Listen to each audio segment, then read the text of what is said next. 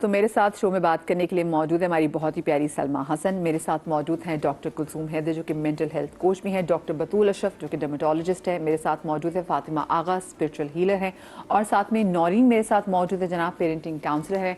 मैं आप तमाम प्यारी प्यारी ख़वातीन को अपने शो में खुश आमदीद कहती हूँ। और आज का टॉपिक बड़ा हसास है क्योंकि मेरे ख्याल से पाकिस्तान में हर 5 में से 4 घर समहाउ मुतासर हैं ऐसी ही बहुत सारी प्रॉब्लम्स की जिसको आज हम डिस्कस करने भी जा रहे हैं। आपको लगता है कि बच्चे अपने माँ बाप की होने वाली लड़ाई या फिर घर में जो भी माँ बाप के दरमियान खामोशी भी है उसका असर लेते हैं? ये सबसे मेरा सवाल है। बिल्कुल लेते हैं। अजीब सी बात है, लेकिन वो ना जानते हुए और ना चाहते हुए भी उसका असर लेते हैं। आई रिमेंबर जब फातिमा आई थिंक 8 महीने की थी या ऑलमोस्ट साल की थी, दैट वाज द टाइम कि मेरे और असफर के प्रॉब्लम स्टार्ट हुए थे, बिकॉज ऑफ विच इसके टैंट्रम्स जो हैं वो इतने ज़्यादा थे कि मेरी समझ में नहीं आता था कि 1 साल के बच्चे का क्या मसला हो सकता है। टू दी एक्सटेंट, आप तो बेहतर समझती होंगी, टू दी एक्सटेंट कि वो ज़मीन पे लेट के अपने आप को इतना अकड़ा लेती थी that I could not lift her. मैं उसको उठा ही नहीं सकती थी। एंड उसके बाद she would start throwing up and would start holding her breath. मेरे ख्याल में मैंने कोई 6-7 महीने इस चीज़ को फेस किया। आफ्टर विच आई थॉट कि अच्छा बच्चे में कोई मसला है, इतना सिवियर मसले। मैंने साइकोलॉजिस्ट ढूंढी। मैंने कहा अच्छा मैंने कहा मैं फिगर दिस आउट, ये क्या है? इस तरह तो ये सांस रोके मर जाएगी। नीली लाइक ओके, आई वेंट, एक काउंसलर, दूसरा counsellor, finally I went to see a therapist. उसने फातिमा से बैठ के कुछ थोड़ा बहुत खेला, टॉयज के साथ चीज़ें की। उसके बाद उससे मुझसे ये कहा कि can the child please leave. So I said okay. तो मैंने अम्मी से कहा भैया आप इसको बाहर ले जाए। मैंने कहा जी। काफ़ी देर तो खामोश रही, फिर कहने लगी मसला बच्ची का नहीं, मसला आपका है। I was like what? कहने लगी मसला बच्ची का नहीं, मसला आपका है। She is acting out what you are feeling. Oh my God, ये ट्रू। और इतना छोटा बच्चा तो वैसे इतना छोटा बच्चा, दूध पीता बच्चा है तो हाँ। So I was like okay, me being me, कौन सी माँ एडमिट करती है इस बात को? मैंने भी नहीं किया। मैंने कहा फजूल बात कर रही है बिल्कुल ही, कि ये कैसे हो सकता है? मैं कहा this is not possible. She said I am very serious, you need help, you need to sort out your emotions. आप अपने इमोशंस सॉर्ट आउट नहीं करेंगी, आपकी बच्ची इसी तरह रिएक्ट करेगी हर चीज़ को। मैंने कहा फजूल बात।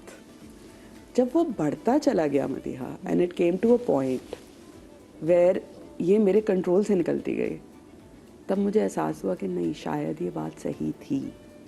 And I decide, that is when मैंने सोचा कि नहीं, मुझे अब थेरेपी स्टार्ट करनी पड़ेगी। I need to fix myself. जो मेरे अंदर चल रहा है वो मैं रिजॉल्व करूंगी तो ये बच्ची काम डाउन होगी, और वो हुई।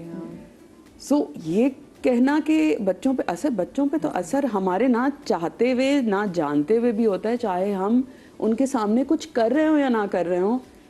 अ child will feed off a mother's emotions.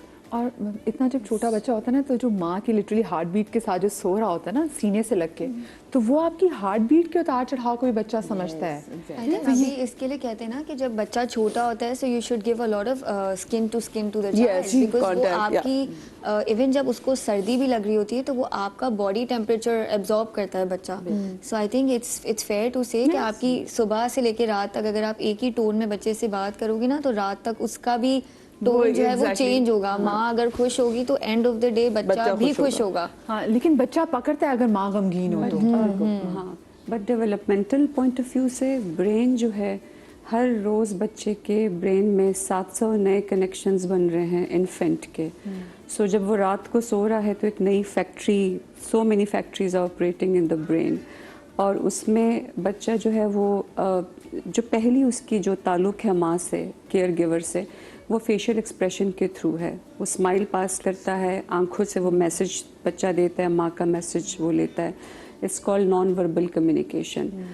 सारी ही इशारों में बातें हो रही होती हैं, और बच्चा इतना इंटेलिजेंट है कि अगर माँ का एक स्टडी हुई थी फ्लैट फेस मदर के नाम से, आइंस मेरीवर्थ ने की थी फेशियल एक्सप्रेशंस पे, कि 1 साल का बच्चा जब उसकी माँ उसके सामने फ्लैट फेस लेके बैठी हुई थी तो उसने हर तरह से कोशिश की कि मैं किस तरह से माँ को झंझोड़ूं, वो हंसे, उसने हेल्प के लिए बुलाया। 6 मंथ्स से बच्चा स्माइल स्पेसिफिक देना शुरू कर देता है केयर गिवर्स को, उसको पता लग जाता है कि मेरे पेरेंट्स से मेरी माँ है। गेबोर मेटे है, he is a psychiatrist and he talks a lot about trauma. वो 1 साल का था जब वर्ल्ड वॉर 2 में उसकी माँ ने उसकी जान बचाने के लिए एक स्ट्रेंजर के हाथ में दिया। सिंस देन उसकी बॉडी ने वो लोनलीनेस का, अबेंडनमेंट का, तन्हाई का स्कोर अपने अंदर रखा संभाल के। एट द एज ऑफ 53 उसको फिर नफ्सियाती मसाइल जो ADHD और एंजाइटी उसके साथ उसकी डायग्नोसिस हुई। अगर उसको आपने एड्रेस ना किया, वो 1 साल, आप समझे 6 महीने से क्या, बच्चा तो रोज़ पता नहीं क्या कुछ ले रहा है। 1 से लेकर 7 इयर्स तक उसका brain is like a sponge. आप स्पॉन्ज को रखें पानी में, पानी को इतना चूस लेता है। उसकी इन्वायरमेंट उसकी पर्सनालिटी बना रही है। और फिर 10 साल में पेरेंट्स बच्चों को लेके आते हैं क्लिनिक में साइकियाट्रिस्ट के पास कि जी हमने तो इतनी अच्छी तरबियत की, अचानक से बदतमीज़ हो गया। मैं कहती हूँ प्रोडक्ट किसका है? आपका है। तो पहले आप बच्चे को बाहर भेजें, आप दोनों तशरीफ़ लाएं, थोड़ा सा हम आपस में बात करते हैं। एग्जैक्टली। सो यू नो आपको बहुत ज़्यादा पहले तो अपने आप के बारे में पता होना चाहिए। अब तो इंट्रा यूट्राइन ट्रॉमा की बात हो रही है कि आपकी हर सांस, आपकी हर सोच, आपके हर किस्म के जज्बात आपके बच्चे को अंदर ही अंदर शेप अप कर रहे हैं। तो इसका मतलब क्या हुआ कि हमें अपनी सेल्फ अवेयरनेस पे कितना काम करना है। तो माँ बाप पे मुझे ऐसा लगता है कि भी बहुत जिम्मेदारी है, क्योंकि आप एक इंसान को तख्लीक कर रहे हैं ना, आपके हाथ में एक इंसान है। डॉक्टर मजीद, जो प्री मैरिटल स्टेटस होता है ना, दैट इज़ वेरी इम्पोर्टेंट। जब 2 लोगों के दरमियान एक शादी होने जा रही होती है, उस वक्त जो असेसमेंट होती है ना, वो बहुत ज़रूरी है। अगर वो असेसमेंट आपकी सही है, अगर आपको नहीं समझ में आ रहा तो किसी की हेल्प ले लीजिए, ठीक है। जब आप हेल्प ले लेते हैं, मुझे लगता है कि ये सारी चीज़ें जो हैं वो स्टार्ट होती हैं शादी से पहले, और फिर वो शादी के बाद एक भी आपका दिमाग या दिल वो ट्रॉमा बर्दाश्त नहीं कर पाता। इन द मीन टाइम अगर प्रेगनेंसी स्टार्ट हो जाती है तो फिर वही इंट्रायूट्राइन डैमेज जो आपका हो रहा है अंदर, ठीक है। लाइक फॉर एग्जांपल मैं अपनी बात करूँ ना, ठीक है, मैं अपनी बात, तो शादी हो गई, देन पोस्ट ग्रेजुएशन स्टार्ट हुआ, फिर बेटी हुई, उसको कोप अप करना ना बिल्कुल इट्स वेरी डिफ़िकल्ट।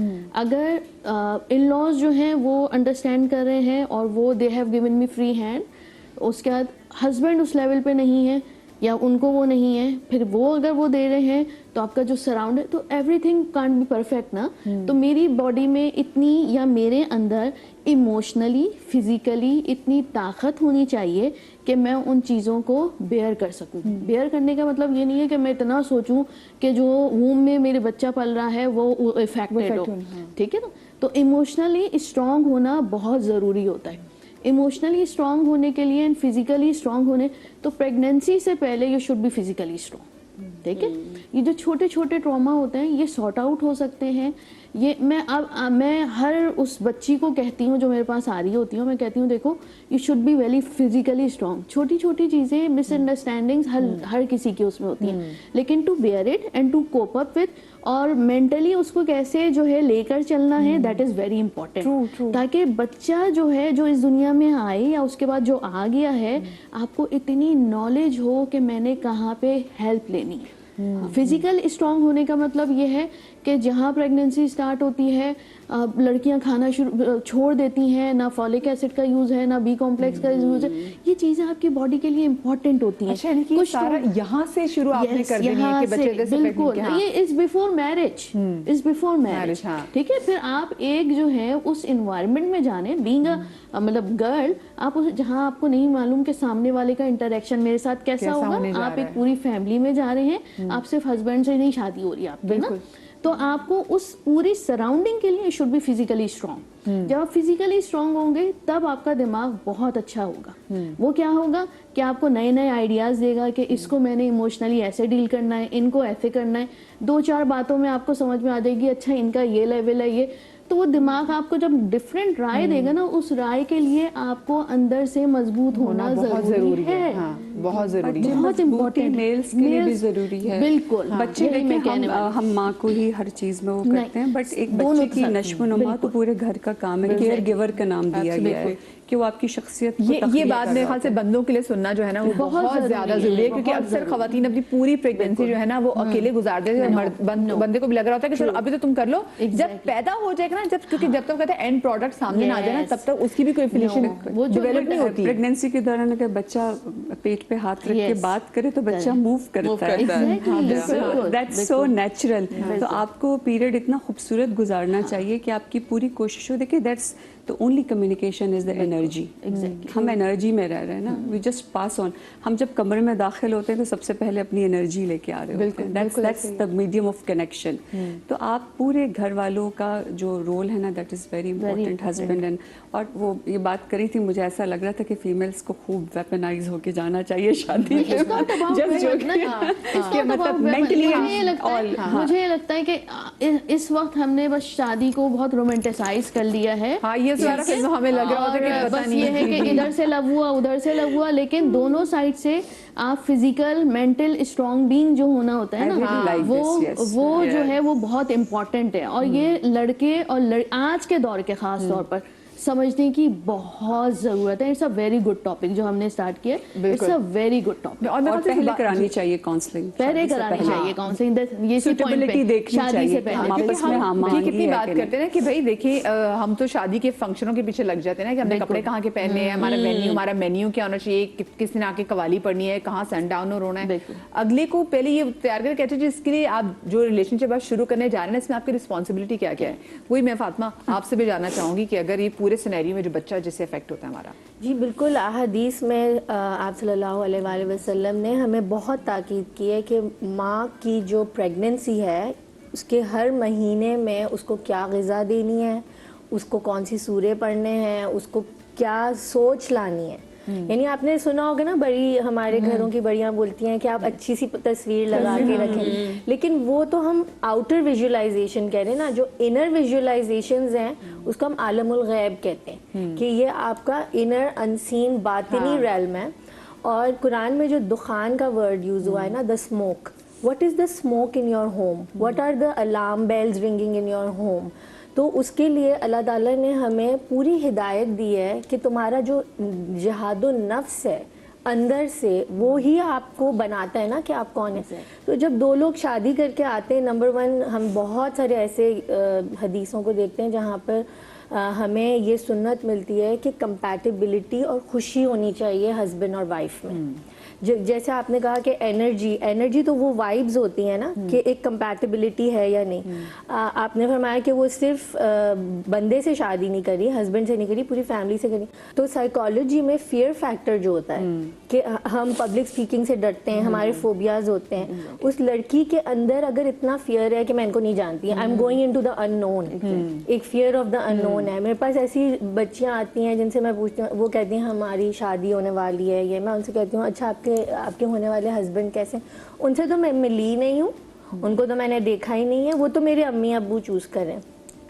तो मैं एक काउंसलिंग सेशन में थी, तो मैंने उनसे पूछा कि बेटा आपके अम्मी अब्बू आपको अच्छी तरह जानते हैं, क्योंकि we were working on the girls traumas, right. So she said मेरी बहुत सारी ऐसी चीज़ें जो मेरे पेरेंट्स तो जानते ही नहीं है।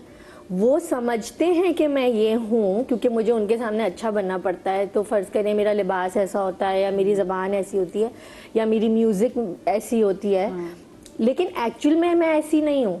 अगर वो खुद सो right, because we want to be our best version in front of our parents के सामने जो हमारा वर्जन होता है वो हमारे पार्टनर के सामने नहीं होता, हम बहुत डिफरेंट होते हैं। तो आपके पेरेंट्स अगर आपके लिए पार्टनर चूज कर रहे हैं तो वो पार्टनर चूज करेंगे जो आप उनको प्रेजेंट करते हैं। फिर बाद में जब आपकी लैक ऑफ कंपैटिबिलिटी होगी, इमोशनल ट्रॉमा होगा, जो एनर्जी बनेगी, तो that is the smoke in the house, the energy that everyone can feel. जो घर के लोग होते हैं वो कहेंगे आज तुम लोगों ने बात नहीं की क्या बन नहीं रही, कुछ हुआ है क्या, क्योंकि वो फेस एक्सप्रेशन से ही पता चल जाता है। तो शिकम मादर में, यानी when the mother is pregnant with the baby, जो हम कहते हैं कि हाथ रख के अब ये सूरे पढ़ें, ये बातें करें, ये चीज़ें बोलें, दुरूद शरीफ पढ़ें, it's all about that energy.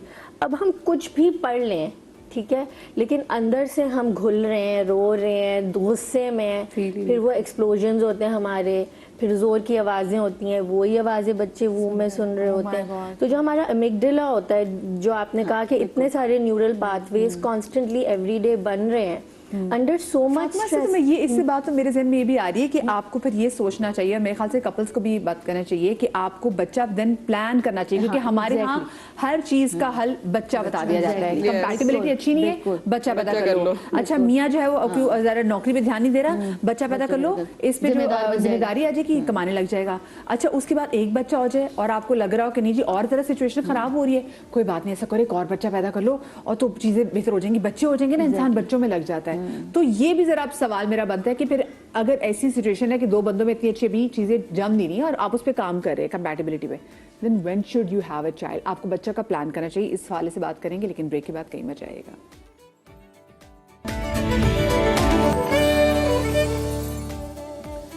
Ji welcome back after the break.